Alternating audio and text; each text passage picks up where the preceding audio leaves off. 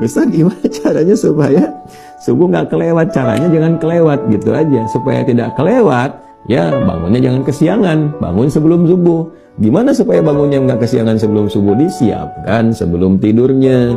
Ya, pertama diniatkan supaya bangun sebelum subuh. Karena amal itu bergantung niat. Niat itu melahirkan motivasi dan kekuatan, dan menjadikan itu sebagai prioritas. Itu yang dimaksud hadis Nabi Muhammad SAW yang disebutkan dalam kitab Sahih Al-Bukhari di hadis yang pertama, dalam topik yang pertama, kitab Bad'ul Wahyi.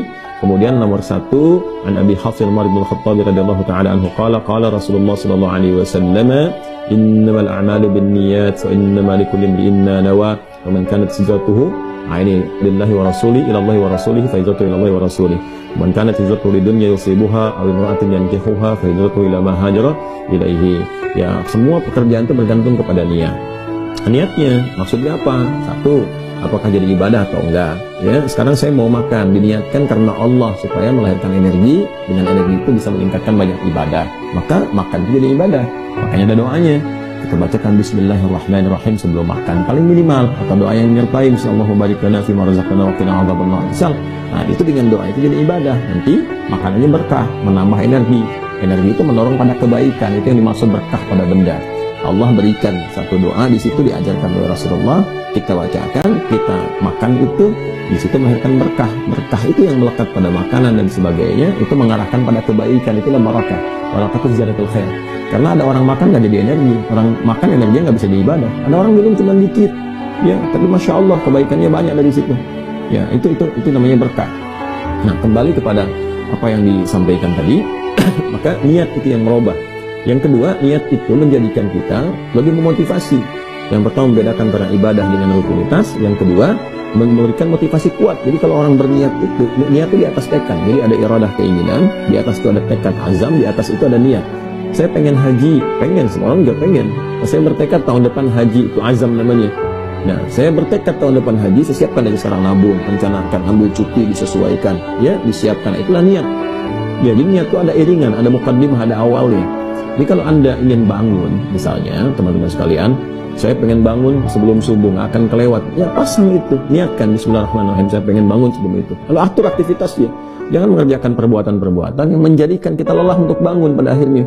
Ya, misalnya terlalu malam tidurnya, mengerjakan perbuatan yang tidak, aktivitas yang tidak produktif misalnya kan, yang tidak banyak bermanfaat lah. Ya, Anda bisa contohkan sendiri kan, banyak sekali ragamnya. Ya, sekarang sampai malam lalu disebutnya begadang ya. Ya, sampai begadang misalnya kan. Ya, makanya kan sering diingatkan, begadang jangan begadang. Kalau tiada artinya, ya boleh aja begadang boleh saja kalau ada perlunya gitu kan. Nah, itu jadi kalau ada perlu ya nggak apa. Zaman Nabi boleh ada yang begadang, ya, ada yang begadang gitu kan. Bukan zaman sekarang saja. Zaman Nabi begadangnya apa? Begadang tuh hukumnya boleh, ya, ketika ada beberapa bab. Misalnya pertama bab tentang diskusi memecahkan masalah. Ada, era Nabi ada diskusi, ya, sampai larut malam gitu kan. Ya ada, tapi yang paling indah adalah mereka bisa memetakan, dan dengan niat yang kuat itu masih bisa bangun sebelum subuh, masih bisa tahajud bahkan gitu kan. Yang kedua adalah bab tentang suami istri, ya, yang berdiskusi, ya, atau melakukan aktivitas tertentu, misalnya diskusi tentang keluarga, tentang macam-macam, atau dia keluar misalnya berangkat nyari ke kafe, ke macam-macam malam-malam, ya, untuk bisa mencerahkan keadaan dirinya, baik untuk diskusi ataupun untuk yang lain, bukan dengan hal yang dibenarkan, yang dihalalkan, yang benar, bukan ke tempat-tempat maksiat. Ya, suami istri begadang, katanya ke diskotik, ya itu salah, itu nggak benar, gitu kan. Ke tempat-tempat yang dibenarkan, yang memberikan satu pencerahan atau inspirasi kebaikan. Ya, siru fil ardi, silakan jalan-jalan di malam hari. Bisa melihat dunia malam dengan dunia siang kan berbeda keadaannya. Tapi bukan dunia malam jangan diartikan hiburan, bukan ke situ arahnya. Ya, itu untuk bisa mencari inspirasi, mendekatkan diri kepada Allah. Lihat langit ke atas, lihat bulan, menikmati pemandangan. Ya, lihat keluar, betapa banyak orang-orang yang mungkin masih kesulitan, nggak ada rumah dia, mencari-cari tempat tidur.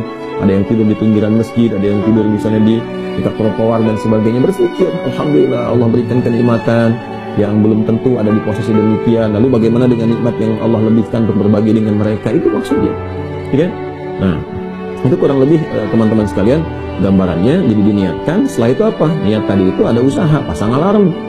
Ya, kalau sekarang subuhnya misalnya jam 4 lewat 9, taruhlah 9 misalnya kan, Anda setel kalau perlu di 3 kali tuh, jam 3, 3 lewat seperempat, setengah 4, ya, nanti alarm pertama untuk mematikan alarm kedua, karena biasanya ngantuk tuh. Kalau udah masih ngantuk tuh kan apa sih bahasa Jermannya tuh nundutan ya. Nah, masih nundutan tuh. Ya masih begini-begini tuh, ndut ya kan. Maka orang Sunda menyebutnya nundutan, karena ndut begini tuh, maju-maju tuh. Ya, Anda pasang alarm jam 3, nanti pasang lagi 3/4 kan. Jadi alarm pertama untuk mematikan alarm kedua kan. Alarm kedua untuk siap-siap alarm ketiga. Kan masih sadar tuh, alarm ketiga sudah mulai sadar. 3:30 kan. Nah, di situ udah mulai siap-siap dan sebagainya. Nanti kalau sudah jadi ritme, metabolisme tubuh kita akan menyesuaikan. Itu otomatis bangun sendiri, nggak pakai alarm lagi. Saya dulu saking nggak punyanya, waktu saya pesantren, saya nggak bisa beli alarm. Saya tanya guru saya, gimana teman-teman saya punya alarm, saya nggak punya, gimana caranya bangun supaya sebelum subuh saya bisa tahajud. Maka guru saya masih teringat sampai sekarang. Beliau katakan lembut sekali, ada alarm yang paling hebat katanya, minta alarmnya dari Allah, berdoa, minta. Nah itu, dari itu Masya Allah dibangunkan kita, ya bangun kita. Kadang Masya Allah minta, ya Allah saya pengen bangun jam 3, dari 2:30 bisa bangun itu, tiba-tiba bangun, itu kan. Ya, tiba-tiba bermimpi sesuatu yang membuat kita bangun, dengar suara yang membuat kita bangun. Pada hakikatnya itu milik Allah Subhanahu wa Ta'ala. Baik.